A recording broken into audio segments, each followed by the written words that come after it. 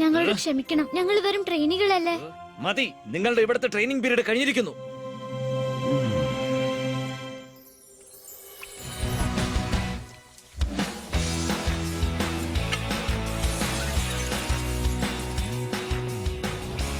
Purple dress കണ്ടോ?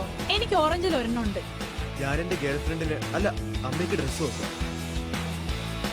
എന്താ ഇവിടെ? ഔട്ട്.